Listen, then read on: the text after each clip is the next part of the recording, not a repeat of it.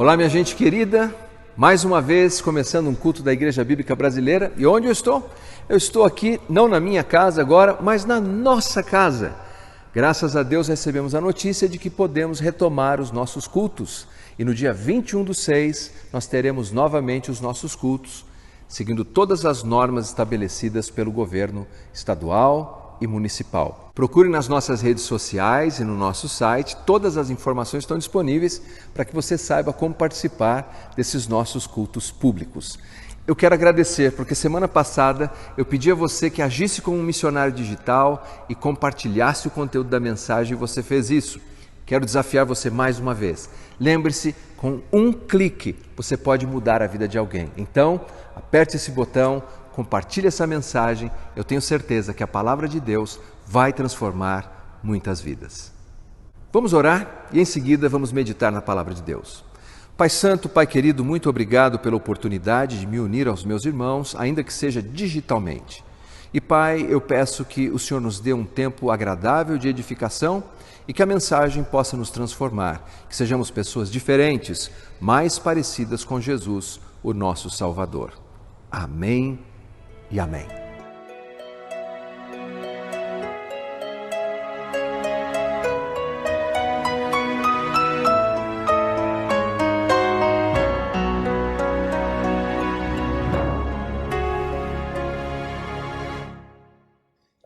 Certo dia, o brilhante Albert Einstein entrou num trem de viagem sem se dar conta se pegou o trem para o destino certo.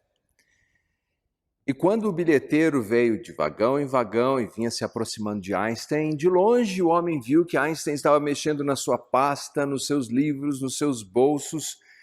E o homem entendeu, ele não tinha o bilhete. E chegou perto de Albert Einstein e disse: "Senhor Einstein, fique tranquilo, eu sei quem o senhor é." E Einstein respondeu: "Eu também sei quem eu sou. O problema é que eu não sei para onde eu estou indo." Essa condição de dúvida de Albert Einstein, para onde eu estou indo, é o tipo de questão que surge quando nós enfrentamos o que é conhecido como crise existencial.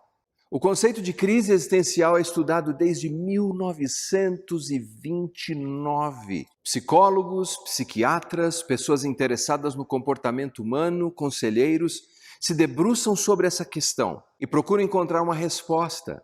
Porque a crise existencial leva as pessoas que enfrentam estresse, angústia, frustração, a quadros depressivos. Nesse caso, as pessoas sofrem porque elas passam a olhar para a vida como quem vê pontos de interrogação em todas as direções. É como se pontos de interrogação dançassem na cabeça das pessoas. E aí a pessoa passa a questionar o seu propósito. Por que ela existe? Por que ela está aqui? Qual é a razão da vida? Ela passa a interpretar a sua vida como uma situação tão utilitária que quando ela não consegue cumprir o seu papel, ela se envolve em grandes questões, grandes questionamentos e se engaja com coisas sobre as quais ela não tem nenhum controle e se vê totalmente deprimida. No livro de Jonas, aliás, um livro tão singular, porque o livro dos profetas normalmente trazem as palavras dos profetas. Mas nesse caso, nós encontramos uma história sobre um profeta, e aliás, um profeta que se rebelou contra a ordem de Deus. O livro é conhecido por um gênero literário chamado sátira. Afinal de contas, o profeta não obedece a Deus e os marinheiros pagãos obedecem a Deus, o vento obedece a Deus, o grande peixe obedece a Deus, o verme obedece a Deus, a aboboreira obedece a Deus, o povo de Nínive obedece a Deus, mas o profeta não. Assim, o livro é repleto de situações inusitadas, cheio de sátira. Mas nesse livro, nós aprendemos um pouco sobre as causas para a crise existencial e quais seriam as possíveis soluções. Veja, as pessoas sofrem profundamente com isso, quando olham para a vida e veem mais perguntas, mais dúvidas do que respostas. Onde está Deus? Por que Deus está permitindo isso? Qual é o meu propósito? Por que eu estou aqui? Veja no primeiro capítulo, a partir do primeiro versículo, as razões por que Jonas embarcou, por assim dizer, nessa crise existencial. Veio a palavra do Senhor a Jonas, filho de Amitai, dizendo: "Dispõe-te, vai à grande cidade de Nínive e clama contra ela, porque a sua malícia subiu até mim." Jonas se dispôs, mas para fugir da presença do Senhor, para Tarsis. E tendo descido a Jope, achou um navio que ia para Tarsis. Pagou, pois, a sua passagem e embarcou nele para ir com eles para Tarsis, para longe da presença do Senhor. Mas o Senhor lançou sobre o mar um forte vento e fez no mar uma grande tempestade, e o navio estava pronto a se despedaçar. Então os marinheiros, cheios de medo, clamavam cada um ao seu Deus e lançavam ao mar a carga que estava no navio, para o aliviarem do peso dela. Jonas, porém, havia descido ao porão e se deitado e dormia profundamente. A primeira causa para a crise existencial é o que nós chamamos de crise de responsabilidade. É quando a pessoa acredita que a responsabilidade que recebeu está acima da sua capacidade de execução. Me parece que esse é o caso de Jonas. Deus atribuiu a ele a responsabilidade de proclamar uma mensagem em Nínive, que era a capital da Assíria. Os assírios eram conhecidos por serem um povo violento, agressivo. Eles não apenas matavam seus inimigos, mas arrancavam a pele deles e colocavam seus corpos em estacas do lado de fora para que todos pudessem ver a capacidade deles de aplicar as mais severas e duras punições aos seus adversários. Como se isso não bastasse, várias profecias apontavam para o fato de que no futuro os assírios acabariam por controlar o reino do norte de Israel e levá-los ainda num exílio, num cativeiro chamado cativeiro assírio. Era uma responsabilidade que ele sentia grande demais sobre os seus ombros. Muitas pessoas vivem isso. Um pai de família que perde o emprego e começa a pensar dia e noite, como eu vou sustentar a minha casa? Ou uma mãe de família hoje em dia, que passa por crises e dificuldades e pensa, como eu vou cuidar dessas crianças? Aliás, me permita dizer que se existe alguém que carrega um peso enorme, uma sensação de culpa na vida, são as mães. Cada um de nós pode olhar para os papéis que nos foram atribuídos e sentimos um peso tão terrível que nos leva a essa visão de incapacidade, que desemboca, portanto, nessa crise existencial. E os pontos de interrogação começam a dançar sobre nossa cabeça. Segunda crise que nós conhecemos, e o texto nos mostra, é a crise social. Quando passamos a perder vínculos, quando não temos mais relacionamentos à nossa volta e nos vemos profundamente isolados. Quando estudamos o livro de Jonas, nós nos deparamos com um profeta solitário. Ele foge sozinho, ele se recupera sozinho, ele se senta sozinho numa colina em Nínive, ele está sempre sozinho. E nenhum de nós foi criado por Deus para sermos uma ilha. E essa solidão dói, a solidão machuca. E nesse tempo que nós estamos vivendo, muitas pessoas estão se sentindo assim. Estão se sentindo distanciadas dos seus amigos, do convívio dos seus irmãos de fé, estão distanciados dos seus colegas de profissão, se sentem ali tão isolados. É exatamente assim que Jonas se encontra. Terceiro, no contexto geral do livro, nós vemos que Jonas sofre de uma crise de propósito. Ele não vê qual é a vantagem em ser um profeta, ele não vê qual é a razão de ser um profeta, uma vez que Deus pouparia o povo de Nínive, o que de fato aconteceu. Veja o que ele diz no capítulo 4. Com isso, desgostou-se Jonas extremamente e ficou irado, e orou ao Senhor e disse, Senhor, não foi isso que eu disse estando ainda na minha terra? Por isso me adiantei fugindo para Tarsis, pois sabia que és Deus clemente e misericordioso, e tardio em irar-se, e grande em benignidade, e que te arrependes do mal. Peço-te, pois, ó Senhor, tira-me a vida, porque melhor me é morrer do que viver. Jonas olha para a sua atividade como um profeta, como alguém que proclama a palavra de Deus e diz, Senhor, qual é a razão? Eu não vejo propósito algum na minha existência. Eu não vejo propósito algum na minha função, no meu dom, no meu talento, naquilo que o Senhor me comissionou a fazer. É o que nós sentimos muitas vezes quando as coisas não acontecem como nós esperávamos. Pais que criam filhos que se tornam rebeldes e pensamos, do que valeu, Deus, toda a minha dedicação, veja no que o meu filho se tornou. Ou o marido dedicado à esposa e de repente se depara com uma mulher completamente revoltada, ou uma esposa que olha para o marido a quem ela se dedicou uma vida e ele não reconhece nada. E vem essa crise de propósito. Para que eu faço o que eu faço? Por que eu faço o que eu faço? E essa dor profunda se instala em nós. Não é de admirar que a situação de Jonas, logo no primeiro capítulo, se revela como um espiral descendente. Ele tem uma queda espiralada, com toda essa emoção engarrafada dentro dele. O texto diz que ele desce para Jope. Ele entra num navio e desce para o porão. É lançado ao mar, ele desce ao mar. No mar ele desce para o ventre do peixe. E o peixe desce para o profundo do abismo. Jonas está lá, no fundo do poço, como muitas vezes nós nos sentimos. Já se sentiu assim? Quando a vida fica em tons de cinza. Quando você olha em todas as direções e os seus vínculos se romperam. Não há amigos de verdade, não há alguém para quem você possa olhar e dizer, aqui está um amigo de verdade. E você se sente tão sozinho. Ou você olha para as responsabilidades que te foram atribuídas ou que você mesmo escolheu seguir. E fala, eu não suporto mais isso. Como alguém disse, é esse momento que nós desejamos que a roda gigante pare para que possamos descer. Ou talvez nós tenhamos essa crise de propósito. Para quê? Por que eu estou aqui? E em Jonas ainda vemos, paradoxalmente, uma crise de mortalidade. A possibilidade de ser imediatamente morto pelos assírios, ou no futuro, quando os assírios invadiriam o reino de Israel. E a crise de mortalidade ela é tão estranha e tão paradoxal, porque a pessoa começa a imaginar a possibilidade da morte e começa a pensar que talvez seja melhor morrer agora. Normalmente essas crises surgem quando temos algum tipo de diagnóstico, por exemplo. O médico diz, você tem um câncer, ou você tem AIDS, ou você tem Covid, ou você tem alguma doença que as pessoas até cochicham para pronunciar. E naquela hora você vive uma crise tão aguda como se você fosse morrer imediatamente, como se aquilo fosse a sua sentença de morte. Mas veja, a sua vida está nas mãos de Deus. Como dizia Hudson Taylor, eu sou imortal, enquanto Deus assim desejar. Bem, essa era a condição de Jonas. Uma crise existencial. Os pontos de interrogação estão dançando na sua cabeça, estão dançando no seu coração. E você? Talvez você esteja exatamente assim, questionando a vida, questionando a situação que você está vivendo, questionando até mesmo Deus. Como podemos sair dessa crise?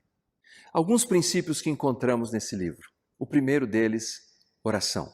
Jonas orou.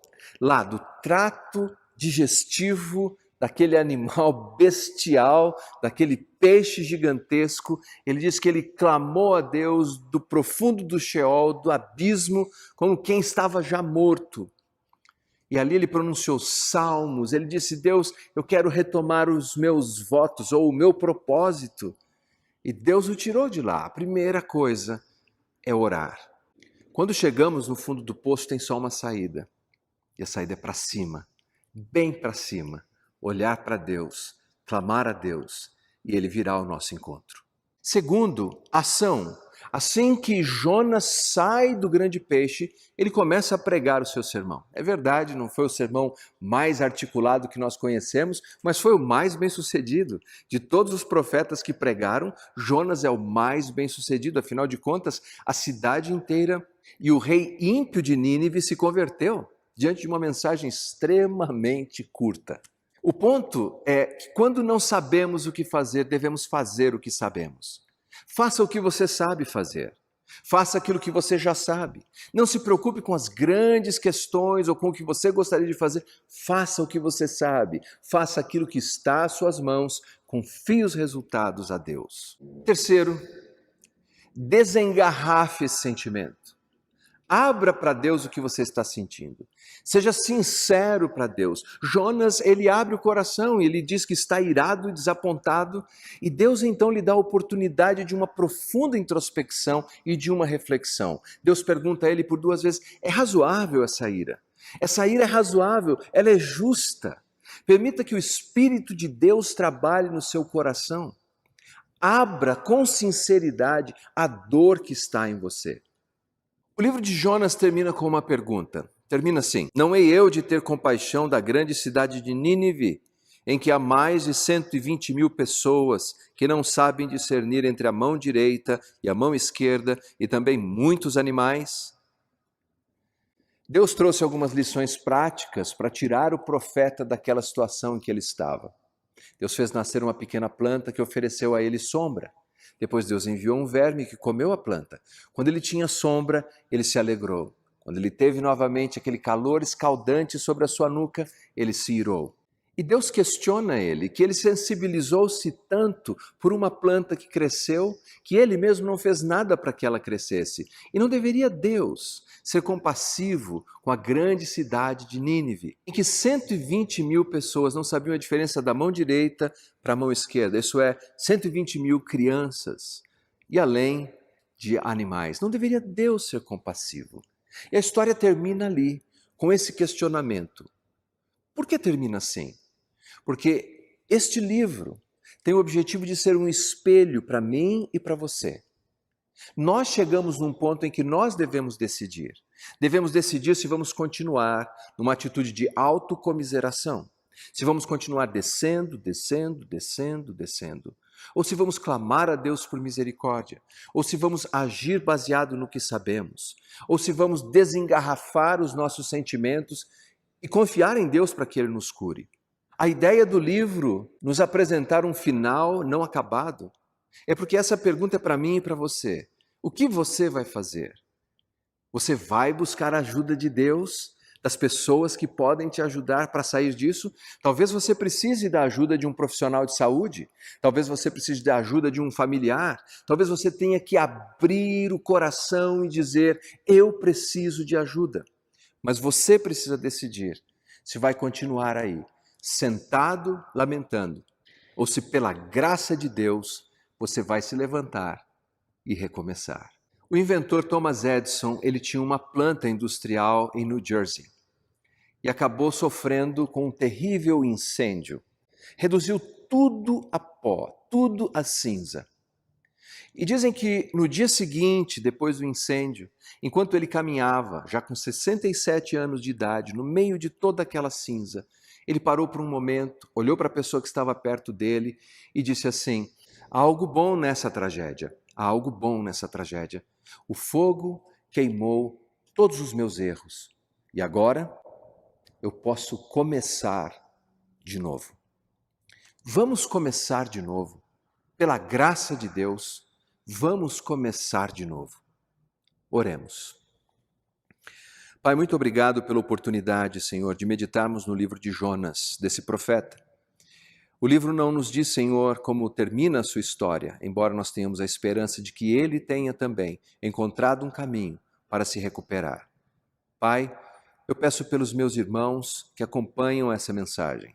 Peço por todos aqueles que assistem esse vídeo agora, nesse momento. Peço que o Teu Espírito Santo venha ao encontro deles e os fortaleça.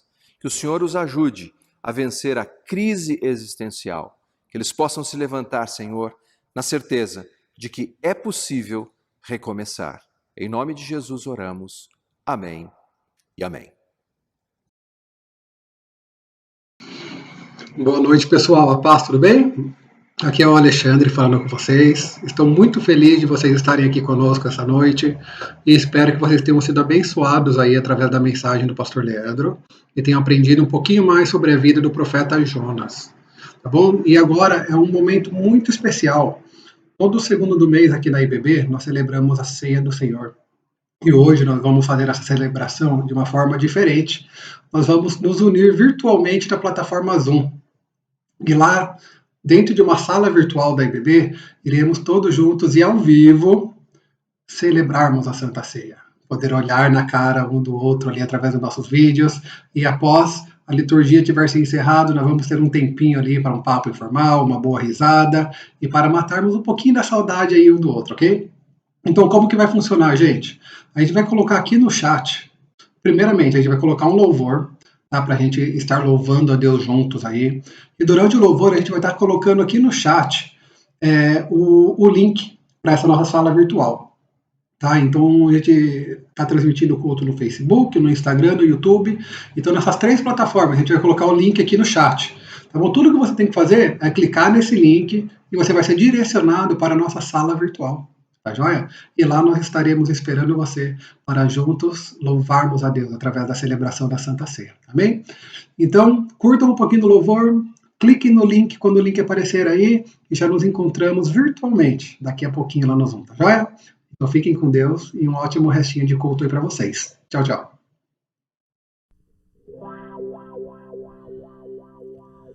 Oh, com bom e com suave, viver em comunhão com meus irmãos.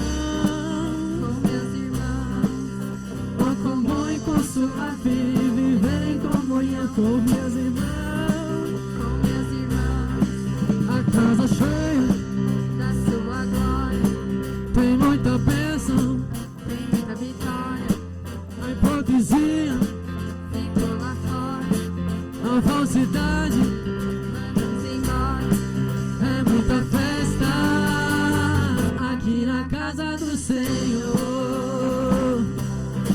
É muita festa aqui na casa do Senhor.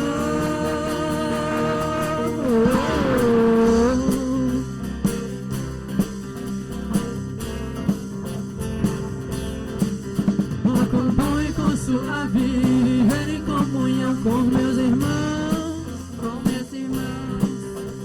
Com bom e com suave, viver em comunhão com meus irmãos.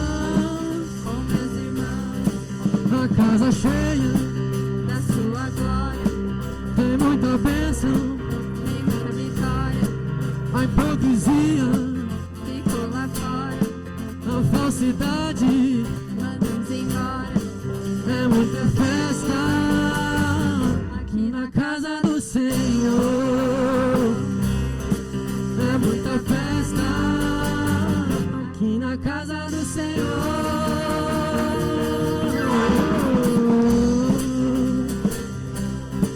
É muita festa.